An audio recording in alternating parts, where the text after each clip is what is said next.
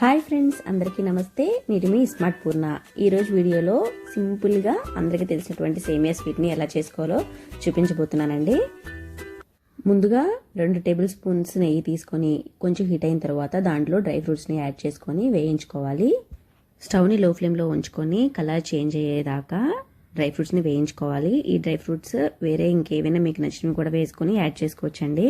తర్వాత వేరే బాండీలో కొంచెం అడుగు మందంగా ఉన్న బాండీలో ఒక 2 టేబుల్ స్పూన్స్ నుంచి 3 టేబుల్ స్పూన్స్ దాకా నెయ్యి వేసుకొని కొంచెం హీట్ అయిన తర్వాత సేమియాని వేసుకోవాలి.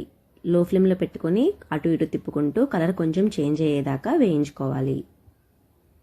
ఇలా కలర్ చేంజ్ అయిన తర్వాత ఒక కప్పుకి 3 కప్పుల చొప్పున పాలు యాడ్ చేసుకోవాలండి. నేను 2 కప్పులు పాలు పోసుకొని 1 కప్పు వాటర్ యాడ్ చేసుకున్నాను.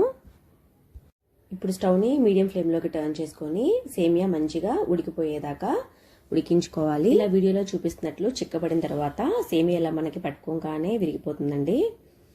అలా ఉడికిపోయిన తర్వాత దీనిలోనికి 1 కప్పుకి 3/4 కప్పు చొప్పున షుగర్ యాడ్ చేసుకోవాలి. తీపి ఎక్కువ తినే వరకైనా తక్కువ తినే వరకైనా ఈ క్వాంటిటీ అనేది పర్ఫెక్ట్గా సరిపోతుంది. కప్పు షుగర్కి 1/3 కప్ చొప్పున షుగర్ యాడ్ చేసుకోవాలి. తర్వాత ఇందులో 2 యాలకులని దంచుకొని వేసుకోవాలి ఫ్లేవర్ కోసం. షుగర్ వేసిన తర్వాత 2 మినిట్స్కి స్టవ్ ఆఫ్ చేసేసుకోవాలి. అంతేనండి, టేస్టీ స్వీట్ తయారైపోయినట్లే. ఇప్పుడు ముందుగానే వేయించి ఉంచుకున్నటువంటి డ్రై ఫ్రూట్స్ని దీంట్లోకి వేసేసుకోవాలి. నెయ్యి కొంచెం ఎక్కువ వేసుకొని చేసుకుంటే చాలా టేస్టీగా ఉంటుంది. రొటీన్గా చేసుకునే స్వీట్ అయినా కానీ ఇలా కొలతలతో చేసుకుంటే టేస్ట్ చాలా బాగుంటుంది. తప్పకుండా మీరు కూడా మీ ఇంట్లో ట్రై చేసి ఎలా వచ్చిందో నా కమెంట్ బాక్స్లో కమెంట్ చేయండి. ఈ వీడియో కనుక మీకు నచ్చినట్లయితే లైక్ చేయండి, షేర్ చేయండి, కమెంట్ చేయండి.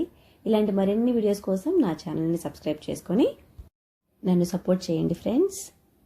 కింద కమెంట్ బాక్స్లో చిన్న కమెంట్ చేయండి friends. Thank you so much. Thank you for watching this video.